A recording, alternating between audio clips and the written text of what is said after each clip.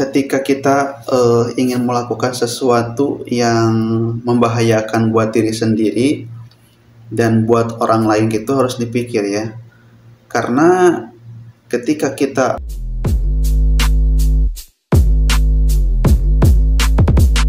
Assalamualaikum warahmatullahi wabarakatuh. Kembali lagi bersama Ujang Maulana Channel.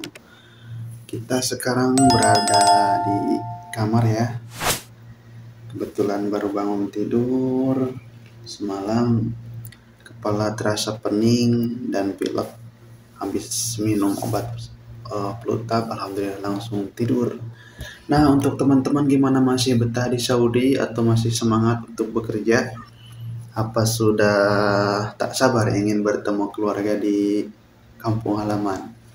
Nah, teman-teman, untuk teman-teman berada pisah dimanapun berada, baik yang sudah kaburan maupun yang mau rencana mau kabur. Nah, kalian ketika mau di luar atau sedang berada di luar itu harus berhati-hati dalam bergaul. Apalagi sekarang sedang marak ya kasus narkoba. Nah, seperti itu. Nah, kita sebagai PMI yang otomatis kita ini di negeri orang cuma menumpang atau menumpang cari nafkah ya.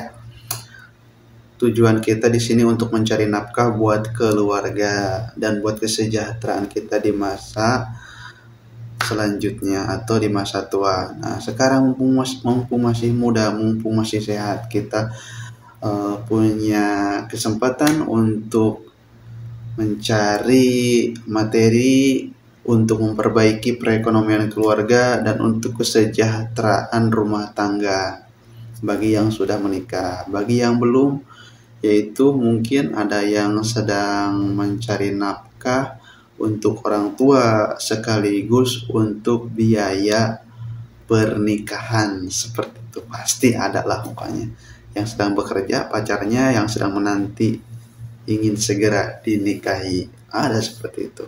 Nah, buat teman-teman yang berada di kawasan Timur Tengah, khususnya buat para TKW ya, ini buat para TKW, karena biasanya yang banyak kasus itu sekarang wanita, pekerja wanita. Kenapa pekerja wanita? Karena pekerja wanita itu sangat labil biasanya. Iya, sangat labil walaupun dia sudah dewasa, tapi ketika sudah bergaul di luar dan banyak teman-temannya atau yang sering keluar atau seperti ke acara-acara seperti itu bersama komunitas yang bekerjanya bukan bulanan, terkadang orang tersebut itu mudah terpengaruhi dan mudah terprovokasi oleh uang, Nah, seperti itu. Biasanya orang yang seperti itu atau orang yang seperti ini orang-orang yang ingin bekerjanya mudah tapi mendapat uangnya besar. Ada juga orang yang bekerjanya benar, tapi ketika seseorang itu sudah mengonsumsi atau punya asumsi bahwa uang segalanya, terkadang orang itu bisa lupa diri, terkadang luar kendali, tidak bisa mengendalikan dirinya sendiri. Apalagi yang berhubungan dengan narkoba, seperti itu. Sekarang banyak posting-postingan seperti gerebegan dan pencidukan atau razziaan di jalan-jalan di Saudi itu, karena pada awalnya ada kasus teman kita seperti TKW, itu teman kita ya, teman devisa, teman satu perjuangan kita, wanita dibunuh oleh orang Pakistan seperti itu, atau dibunuh oleh pacarnya, atau juga dijual oleh pacarnya, dan juga sering mendapatkan kekerasan fisik atau kekerasan seksual seperti itu. Nah, buat para TKW, kalian harus berhati-hati karena paling kebanyakan itu kasus Memang tidak semuanya TKW seperti itu, tapi kebanyakan kasus seperti itu. Apalagi kemarin hasil rapat KJRI menjelaskan 2 poin penting. Salah satunya yaitu kabar bahwa sekarang di penjara Dahban itu ada 56% TKW yang di penjara, yang di Jeddah ada 20 orang TKW yang di penjara, dan yang di Mekah ada 20, itu yang 20 itu di Mekah. Kalau Dahban itu udah termasuk perbatasan Jeddah ya, ujung Jeddah, pelosok. Di Jeddah atau di penjara Dahban ada 56% pekerja wanita yang di penjara. Yang di Mekah ada 20 orang, yang di Hamis atau Abha ada 3 orang. Kenapa itu? Itu kasusnya yang berhubungan dengan narkoba. Nah, sekarang bandar-bandar ini sedang merekrut para TKW atau pekerja wanita Indonesia untuk dijadikan pengedar. Nah, si bandarnya ini bisa mungkin orang pribumi atau orang Pakistan, karena yang sering banyak ditemukannya itu orang Pakistan sebagai bandar. Menurut info itu seperti itu. Menurut info di KJRI seperti itu, bahwa sekarang bandar-bandar ini sedang memanfaatkan kelemahan si pekerja wanita Indonesia untuk dijadikan bandar seperti itu. Karena kebanyakan yang banyak stres itu di sini, yang sering banyak masalah, yaitu pekerja wanita. Ketika mereka sedang galau, mereka itu diajak oleh temannya yang sudah terjerumus. Nah, si wanita ini mengajak temannya masalah untuk mencoba awalnya.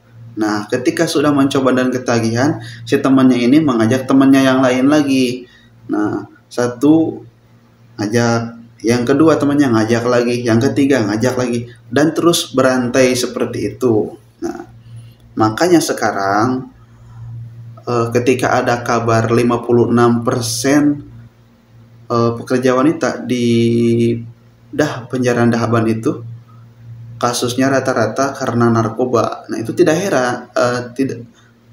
heran lagi, karena sistemnya seperti itu, berantai. Makanya si bandarnya ini sangat susah sekali untuk diciduk, karena yang pada tangan kanannya ini dan akar-akarnya ini susah sekali untuk membuka mulut, karena mereka dari berantai, susah sekali untuk sampai ke akarnya. Seperti itu pada teman-teman. Nah, buat teman-teman yang masih sayang keluarga, yang punya sayang anak, yang masih punya orang tua, sayang orang tua, tentunya kita sebetah apapun di negeri orang, kita pasti merindukan negeri sendiri ya. Pesan ini untuk teman kita nih, untuk teman-teman kita semuanya, untuk pribadi juga nih. Ketika kita ingin melakukan sesuatu yang membahayakan buat diri sendiri dan buat orang lain, gitu harus dipikir ya. Karena ketika kita ingin melakukan tersebut itu, pasti kita akan berhadapan dengan hukum, baik hukum kerja atau hukum peraturan KJRI yang berlaku untuk kita, maupun hukum pribumi yang berlaku untuk kita sebagai pendatang, apalagi sebagai pengacau dan sebagai perusak, intinya ya. Sudah tahu mungkin. Nah, ketika kita sudah bermasalah dengan polisi, kita tidak bisa pulang karena kita di balak surto. kita sudah mempunyai catatan hitam di sini. Otomatis kita tidak bisa dipulangkan. Di negara pribumi kita tidak diakui, ke Indonesia juga kita susah pulang. Baik pun pemerintah kita sendiri tidak akan bisa memulangkan kita, karena itu berkaitan dengan hukum dan perjanjian dua negara atau perjanjian kerja antara dua negara, pribumi dan negara kita sebagai pendatang, seperti itu. Kita harus ingat keluarga, ada keluarga kita yang menanti kepulangan kita membawa kesuksesan. Membawa kesuksesan yang kita bawa dan dan keluarga kita tuh menanti kita dengan kabar gembira, bukan dengan kabar buruk. Keluarga kita tuh di sana menanti kita membawa kesuksesan, bukan membawa berita yang tidak baik. Nah, seperti teman-teman.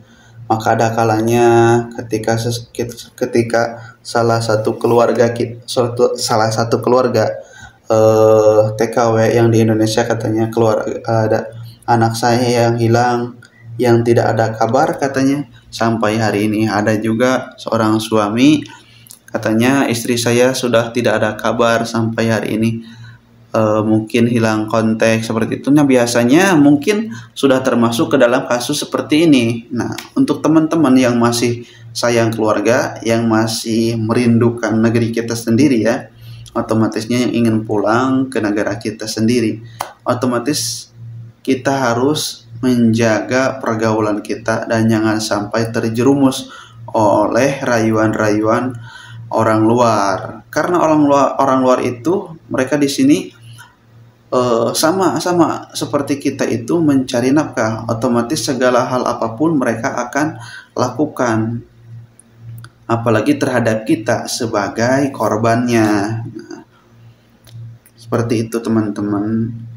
Kita harus menjaga diri kita dan juga harus berhati-hati untuk menjaga keselamatan diri kita, baik secara diri pribadi, secara moral dan etika. Mohon dijaga marwah negara kita Indonesia tercinta, termasuk jagalah marwah keluargamu untuk keselamatanmu dan untuk keselamatan anak-anakmu. Karena ketika kita mempunyai label hitam atau cap hitam, cap jelek di negara ini sampai ke keluarga kita, otomatis anak kita nanti akan berhadapan dengan tetangga, teman-temannya. Nah, bayangkan oleh kalian bagaimana kalau tetangga kalian tahu kejelekan kalian di sini. Walaupun kalian tidak merugikan mereka, tetapi akan ada keluarga kita yang menjadi korban mereka. Karena setiap ucapan itu akan menyakiti, walaupun tidak melukai, namun ada yang bisa terluka tapi tidak bisa disembuhkan, yaitu hati. Nah, ketika tetangga kita bilang begini, bilang begitu yang menyakiti keluarga kita, kalian jangan marah, karena mungkin itu berasalnya dari kelakuan buruk kita. Seperti itu. Nah, untuk teman-teman, perjumpaan kali ini cukup sekian ya. Hanya itu adalah informasi yang saya dapatkan dan sekaligus pesan moral buat kita ya. Terima kasih. Usikum binafsi bitaqwallah. Wassalamualaikum warahmatullahi wabarakatuh.